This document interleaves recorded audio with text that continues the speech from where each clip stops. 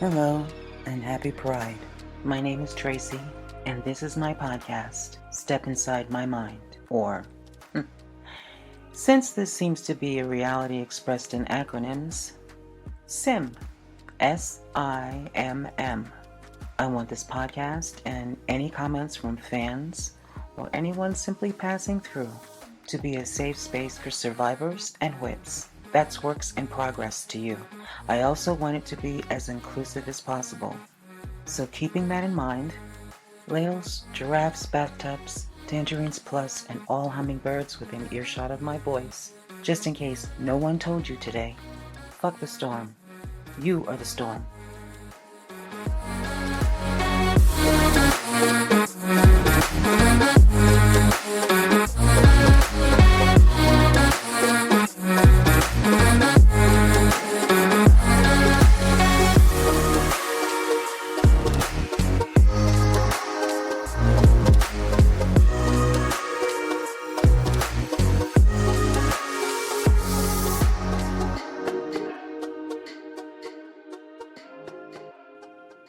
Hello everyone. Welcome back to Step Inside My Mind. No, seriously, welcome and thank you for coming back. I've tried to record this twice already without getting emotional. Let's hope third time's the charm. But if not, screw it. It is what it is. I'm always surprised when someone goes out of their way to help me. I blame trauma for that because it's trained me to not believe I'm worthy of help and to not have expectations of others. There is an amazingly talented YouTube creator named LeShaun Will. If you're an OG hip-hop connoisseur, you'll know Miss Will from the 90s triple platinum single, Doing It with LL Cool J. Quoting Miss Will, she's still doing it, just in other ways now. LeShaun expresses her boundless creativity through interior design and DIY projects. Having expatriated to Mexico, she is in the process of decorating the house she's renting. If you're a DIY interior designer or dabbler, you'll enjoy LeShaun Will's YouTube channel.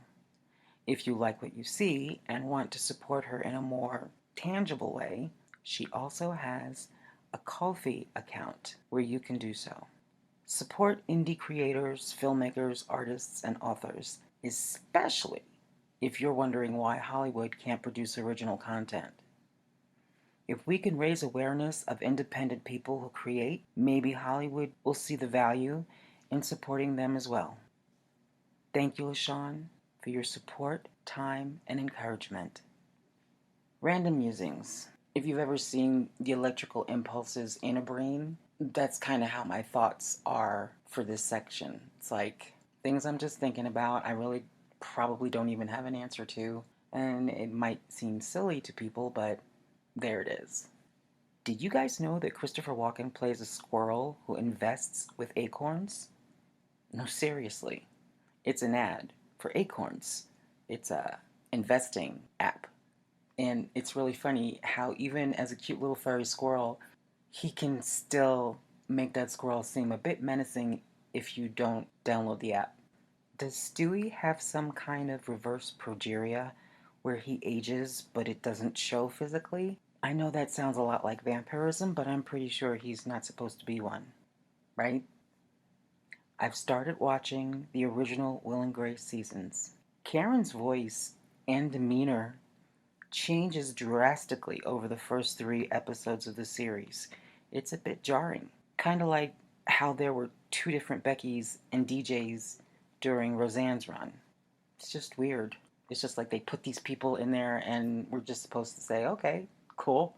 Or change the way somebody looks or sounds, and we're supposed to be like, all right, I'll go with that. I mean, suspension of disbelief only goes so far. Okay, I've mused enough for this episode. Now that we're done with the appetizers, on to the main course. Can you tell I'm hungry? Why are some human beings so uncomfortable with silence? I know there is such a thing as an uncomfortable silence. I have experienced that during an awkward conversation. However, it seems to me that we are so conditioned to reply to others that sometimes we do so and it's a knee-jerk reaction to what we see, and our reply can be a bit edgy, for lack of a better word. Now, replying to others isn't necessarily a bad thing. I'm constantly frustrated in my personal life and in interactions with businesses, doctors' offices, etc., when people don't respond to a voicemail or email. I know people who are looking for work and get ghosted by people who are, in my opinion, supposed to be professional and looking for work. How many times have you gone somewhere to shop or seek out some product or service, and then you have to wait a long time, and what do they say? We're short-staffed. You will stop ghosting people and hire them. Anyway, in cases like those, yes, silence is not a good thing. But that response conditioning isn't always necessary. For example, when interacting with law enforcement, keep your trap well and truly shut, no matter how much they try to bully you into incriminating yourself. When in prayer or meditation, after speaking with one's deity or the universe, silence is the only way you're going to hear an answer. One often overlooked occasion to be silent is while on a paranormal investigation, and specifically when that investigation is posted anywhere online. I've only ever been on one paranormal investigation, and it was a group event and not taken seriously by the majority of participants, aside from me, of course. Here's the thing. If one is posting for entertainment purposes, by all means, speak to your heart's desire. Add all the post-production bells and whistles and ricketa-racketa that one's patience while rendering will allow. Those of you who ask your subscribers to let you know if they've missed an EVP, maybe try not to use post-production background music. It kind of defeats the purpose. On the other hand, if you are genuinely interested in learning about the worlds on the other side of the veil, less is more. Silence, after introductions and explanations with regards to why you're there, is probably the best way to hear the occupants of the other side if they wish to communicate. One of the ghost investigation YouTube creators that I watch is Exploring with Fighters. The gentleman's name is Danny. Sorry, Danny, I don't remember your last name at the moment. But I just ran across an episode where he and Andrew, who is an American that I believe lives in the UK and is also a ghost investigator, they're doing some hotel series where they're seeing if they're haunted, obviously, but also to check how just dingy that the hotel is. I've only seen the one episode of the series, so I'm not sure. I'll have to watch the others. But anyway, he has some recorder that costs thousands of dollars because it picks up just random disembodied voices. So it's very expensive, and it's just a digital recorder. But people think this particular model is cursed. But anyway, Danny has one, and he decides to change up doing an EVP session by asking the questions, telling the entity or entities why he's there, what his name is, all this stuff. And then he turns the recorder on and, with a mouthful of water, just sits there in silence and waits for responses. This actually worked out pretty well for him. So it was kind of nice to see my humble opinion about how to run an investigation. that my theory held water. It was pretty cool to see that. Many of these spirits were people at one time. Whether they're stuck here or not, they're definitely not here to perform for those in search of answers, like a circus performer. If one has any respect for others, if one wants to be treated a certain way in life, why can't that translate to the other side? Also, if the goal is to capture evidence of the afterlife, why do you need to be on camera? You're on camera during your intro, and I'm guessing if you have an outro during that time, people will see you then. Why do they need to see you on camera, especially when you're not even speaking? You're just kind of walking or holding up a K2 meter or an EMF meter of some kind, seeking out energy and so forth. Why do you need to be on camera? I'm just curious because it seems a bit illogical for an investigator to be the focus of screen time and not the possible visual manifestation of any spirits or other energies. Yes, you are the investigator, as I said. Yes, it's your social media account. But during these investigations, it's not really about you, is it?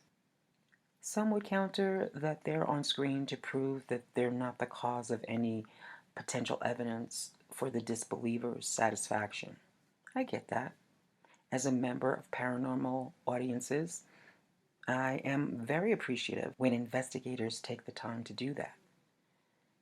May I counter that disbelievers aren't going to accept any steps an investigator takes to prove their integrity and the integrity of the evidence captured?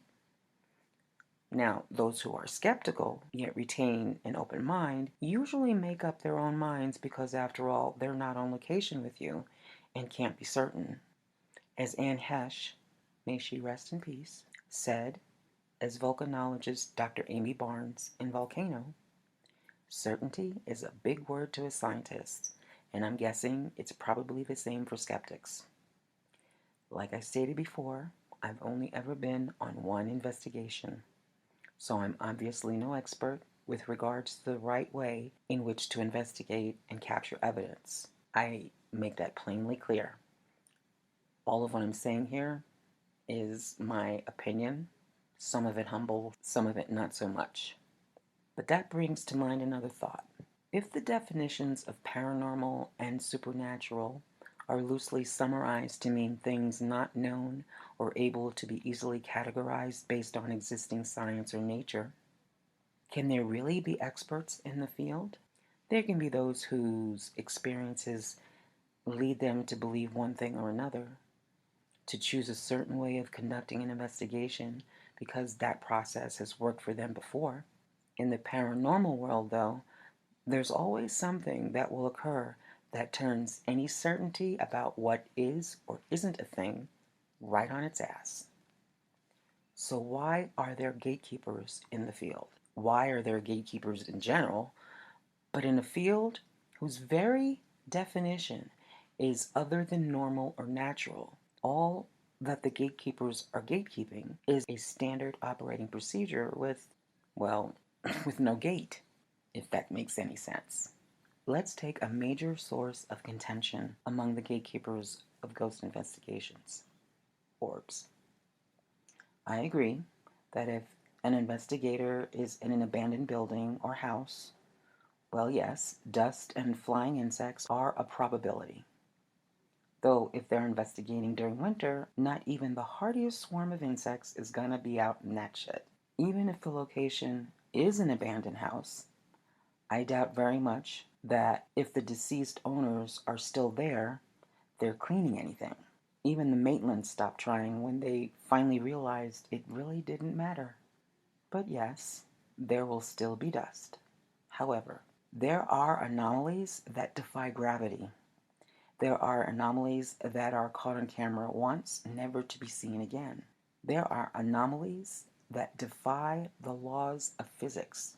Surely, rationality can give an inch on those occasions towards something other than normal or natural, or dust. And if it's not a phenomena you subscribe to, cool, but is it really necessary for you to try and make someone feel stupid because they do believe? Be kind, right? That's another time, though, when silence is preferable. If you have nothing kind to say nothing at all. Thanks again for stopping by, guys. Peace, love, and hair grease.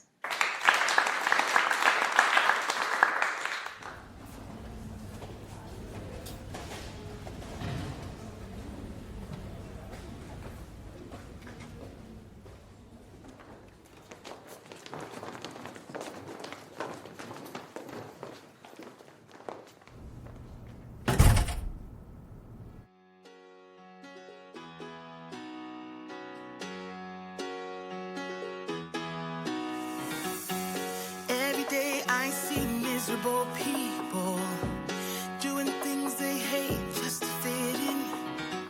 I know it's easier to get along peacefully, but have you ever thought about you? Don't know why I keep on doing what I'm told to do, when the rules are made up by someone we never knew. Baby, wipe your tears and hear me out. We don't need someone to feel alright.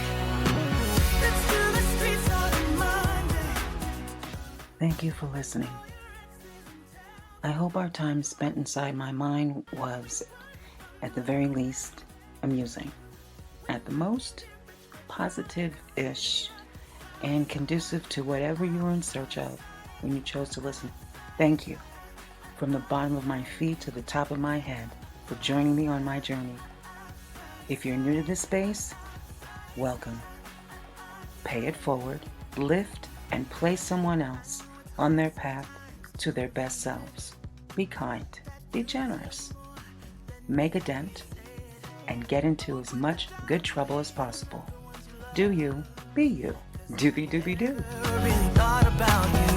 Don't know why I keep on doing what I'm told to do, when the rules are made up by someone we never knew. Baby, wipe your tears and hear me out. We don't need someone to feel alright.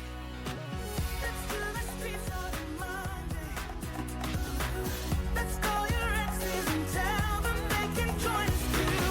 Why always worry about money when you can get rich by trying to see the other side? We don't need someone to feel alright.